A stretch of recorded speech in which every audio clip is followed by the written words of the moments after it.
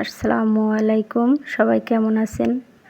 আশা করছি সবাই ভালো আছেন। আল্লাহর অশেষ রহমতে আমরাও খুব ভালো আছি। তো আরও একটি নতুন ভিডিও নিয়ে চলে আসলাম। প্লিজ সবাই লাইক দিয়ে দেখা শুরু করবেন, অনুরোধ রইল সবার কাছে। এই তো আমি সকালের নাস্তাটা আর কি ওইভাবে ভিডিও করি নাই, শুধুমাত্র একটু দেখালাম। সকালে নাস্তায় ওগুলোই ছিল, আর সাথে আরও কিছু ছিল, সেগুলো ভিডিও করা হয় নাই। তো যাই হোক, এই তো আমি থাল বাসনগুলো মেজে নিচ্ছি। এগুলো মাজা ধোয়া করে অন্যান্য কাজ করব।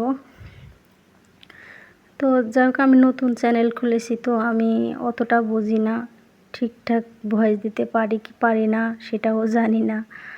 আমার এগুলো সম্পর্কে অতটা ধারণা নাই, তো আর আমি এত কিছু বুঝিও না। তবুও চেষ্টা করতেছি। আপনারা দোয়া করবেন, আপনাদের দোয়ায় যদি আমি কিছু করতে পারি, আল্লাহ পাক যদি কোনো দিন সহায় হয়, কোনো দিন যদি সফলতা এনে দেয়, তবে আপনাদের পাশে থাকতে হবে। আপনারা যদি পাশে থাকেন, অবশ্যই একদিন সফলতা আসবে। আপনাদের সহযোগিতা ছাড়া এখানে সফল হওয়া সম্ভব না। তো সবাই আমার জন্য দোয়া করবেন, আর আমার ভিডিওগুলো দেখবেন। আমার ভিডিওটা দেখে সবাই একটা লাইক দিবেন, ছোট্ট একটা কমেন্ট করে জানাবেন আমার ভিডিওটা কেমন হলো। এভাবেই আমার পাশে থাকবেন।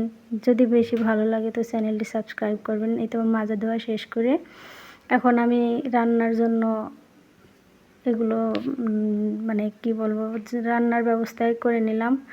আমার সাহেব খিচুড়ি খাবে, সেজন্য আমি খিচুড়ি রান্না করতেছি। ওনার খুব খিচুড়ি পছন্দ। 2 বেলা না 3 বেলাও যদি খিচুড়ি দেন তবুও সে খাবে, তার এতটাই খিচুড়ি পছন্দ। তো বৃষ্টি হচ্ছে, তো বৃষ্টির মধ্যে সেও বলল, আর আমিও ভাবলাম যে আসলে খেতে মন চাইছে, তো রান্না করি। বৃষ্টির দিনে তো খিচুড়ি মন্দ লাগে না, ভালোই লাগে। তো কার কার কাছে ভালো লাগে সবাই একটু জানাবেন আমাকে কমেন্ট করে। আর আমি ভয়েস দিতে আসলে না কেমন জানি আমার মুখে বেঁধে বেঁধে যায় কথা। তো যাই হোক, এখানে এই তো আমি খিচুড়িটা রান্না করার জন্য চুলায় পাতিলটা বসিয়ে আমি পেঁয়াজটা লাল লাল করে ভেজে নিয়ে তারপরে চালটা দিয়ে দিচ্ছি। চাল ডাল ধুয়ে রাখছিলাম আগে থেকে, রেখে যেতে দিয়ে দিচ্ছি।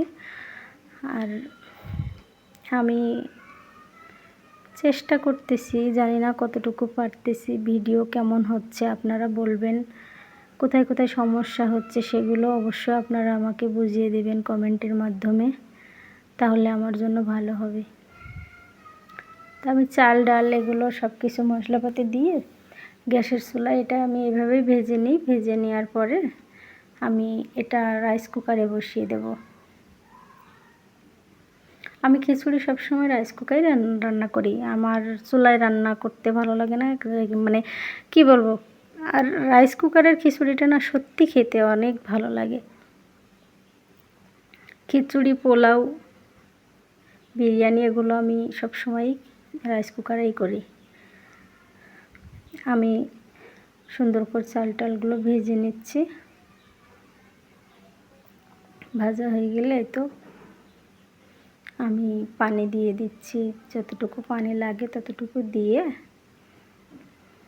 একটু নেড়ে চেড়ে রাইস কুকারে বসিয়ে দেব। সবাই একটু পাশে থাকবেন আমার ভিডিওতে, প্লিজ একটু লাইক দেবেন। সবাই একটা লাইক দিয়ে ভিডিওটা দেখা শুরু করবেন, আর প্লিজ সবাই ভিডিওটা দেখবেন।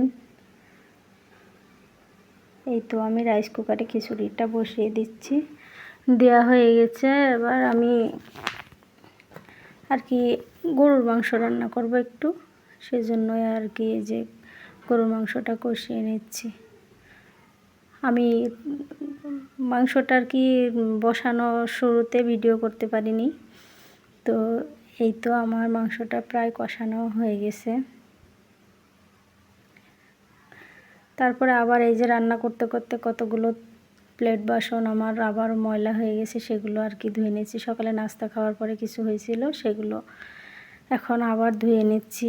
এই তো আমাদের গৃহিণীদের কাজই তো এটা, যে রান্না বান্না করো, বাসন মাজো, খাওয়া দাওয়া করাও, নিজে খাও, এগুলোই তো আমাদের কাজ। তাই না? তো আপুরা সবাই আমাকে বলবেন আমার ভিডিওগুলো কেমন হচ্ছে। আসলে আমার ভিডিওতে অনেক হয়তো ভুল ত্রুটি থাকতে পারে, সবাই ক্ষমা সুন্দর দৃষ্টিতে দেখবেন। তো এই তো আমার গরুর মাংসের ফাইনাল লুক, আর এই তো আমার খিচুড়ি। তো যাই হোক, ভিডিওটা কেমন হয়েছে সবাই জানাবেন। সবাই ভালো থাকবেন, সুস্থ থাকবেন। আল্লাহ হাফেজ।